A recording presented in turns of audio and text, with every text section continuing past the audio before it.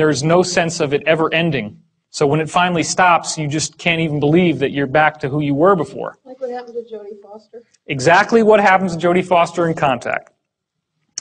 So, Is that the moment of no time then? That's the zero time, yeah. And Daniel doesn't agree with me on this, but I believe that 2012 is our zero time reference. By the way, Daniel did say that the stargates are real, that there is one main stargate per planet, that they dug them up from ancient Atlantean technology. They actually buried it under the ice in Antarctica because they were concerned that something would come through that could damage human life. So that is real. Stargate SG-1, all those television shows, of which there's 10 seasons, the first and second year of Stargate SG-1 are remarkably loaded with real stuff. And there's even an episode of Stargate called Wormhole Extreme, and you remember that one? Where they're making a fake television show about a real Stargate program. It's like this inside tongue-in-cheek joke. And everybody watching the show kind of knows, okay, they're telling us something here. There's something real behind all this stuff. Well, it's true. Why do they do that? Okay, that's a very good point. The reason why they do that is that you hide the truth out in the open. So that if I go into this lecture and I'm telling you all this stuff, you can just say, oh, well, he's just into Stargate. You know, he's just watching television shows. But in fact, this was really cool. One time, I was sitting down with Daniel one day, and we're talking about the looking glass. And this has a little orb that appears when you're looking at a particular place, and it's a ball of light. So they gave it this really weird name. They call it an outer band individuated teletracer. Okay? Outer band individuated teletracer. And they shortened it to the word obit. Outer band individuated teletracer, an obit, right? So then we're thinking, all right, this is what they always do, right? They hide this shit out in the open. Let's go Google outer band individuated teletracer and see if there's anything there. I couldn't believe it when we went on Google after he just told me this. He had no idea either. And boom, Outer Limits. There's an episode of the Outer Limits called Outer Band Individuated Teletracer. Wow. And it's all about this stuff. There was a show. He was actually really interested in me too, because I seem to have some sort of psychic connection to these things. He says to me one day, "What do you think a TVG is?" I said, "Time vector generator." "How did you know that?" "You're right." "I don't know." Yeah. So I did not go to Montauk. I've never sat in the chair. Somebody asked me that. Were you in the chair? No. I was just very, very fortunate by some kind of crazy synchronicity to meet this guy. I wish he would go forward, but he doesn't want to. He did tell me, by the way, that they have found life on other planets. He said that the moon Io around Jupiter has little creatures crawling in the rocks. He said that Mars once had a civilization, that they've actually had astronauts on Mars, that they have a photograph that he saw of these astronauts waving with a big pyramid next to them. They actually have underground bases on Mars. There's a technology we've learned about from other witnesses now called a jump room, where you walk into the room, it's like an elevator, the doors close, you suddenly feel really sick to your stomach, the doors open, and boom, you're on Mars. Just like that. No time has elapsed. So these technologies already exist. And I would certainly like to have one. It would be a lot easier than taking an airplane flight.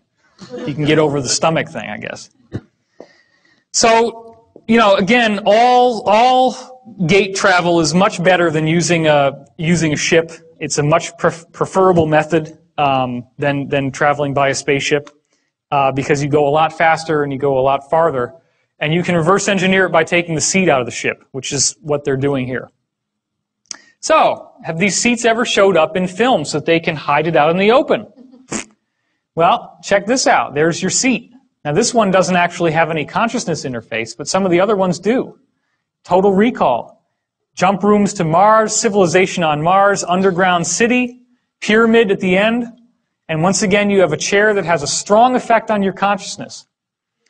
In Stargate SG-1, they have the chair of the ancients, and O'Neill sits in it, and it activates and amplifies his consciousness, which allows him to defeat the evil fleet of the Goa'uld by shooting balls of light at them. Minority Report.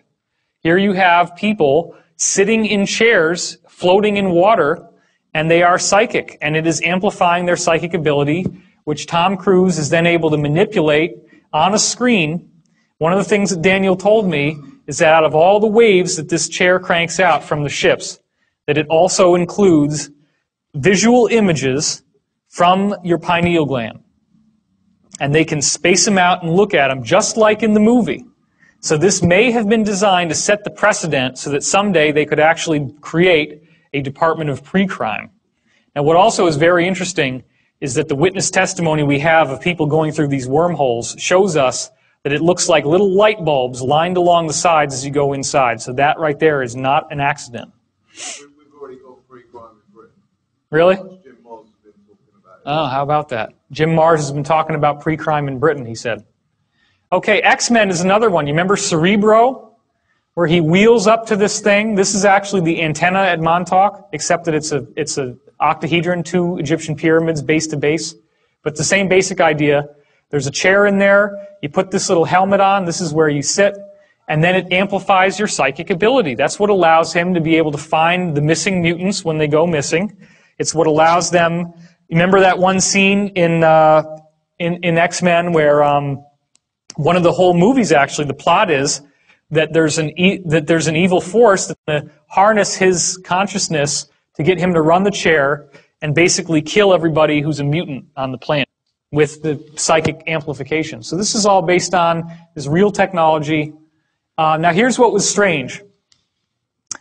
This 20-year loop has a bad side effect. When the Philadelphia experiment happened 20 years ago, there was an enormous amount of energy released. That energy reflected through the time domain. It got stuck in the time domain. An enormous, almost a nuclear release of energy was caused in the Philadelphia experiment, or the Rainbow Project, in 1943. There's a 20-year harmonic, and during certain favorable points in the harmonic, if you have a huge energy release, you're going to get another one down here, and you have a conduit or a gateway between those two areas. Okay? This is bad. We don't like this. This is called a rift. It's very dangerous. It's very serious. 1943 created a rift 40 years later with 1983, I guess somewhere around here. And 1983 was when a creature got through, August 13th, 1983, and trashed the entire base. And destroyed the Montauk base, destroyed the chair. It just so happens that Daniel called in sick and wasn't at work that day. So he didn't get mind wiped, so they didn't erase the memories out of his mind. So he remembers everything that he learned and everything that happened when he was working on this base. Somebody has a question. I just heard it in my head. What kind of creature? The creature was based on the movie Forbidden Planet, which was the monster from the id. The secret that Daniel knows, because he was in contact with the guy running the chair, Duncan Cameron, is that they were very pissed off at these Nazis. They did not like the Nazis. They didn't like what they were doing. They thought they had too much power. They thought the potential to misuse this technology was much too vast. And they said, we need to figure out how to stop this thing from going on. They created the monster with their own thought. The official view is that it's a rift and that some interdimensional monster came through. The reality is they took advantage of the 20-year harmonic, which they knew would have that energy, and they used it to create that monster to kill the program, and it worked. So that's the truth. What's that? They would be the, what you would call in the Stargate SG-1, the Tok'ra, the inside people who are not going along with their bosses, but they're rebelling. The white hats, so to speak. So, hold on real quick. I'm losing track of everyone. So Daniel is the burly guy you met, not Dr. Dan Burrish. Daniel is the burly guy that I met. He named himself after Daniel in the Stargate series, Daniel Jackson. Is he okay? Are you sure he's okay? I'm sure that he's okay now. Well, He's in seclusion. I haven't even seen him in 2 years. He usually lives out in the middle of nowhere. He doesn't like a lot of human contact because he's been psychically trained. He was measured as a P7.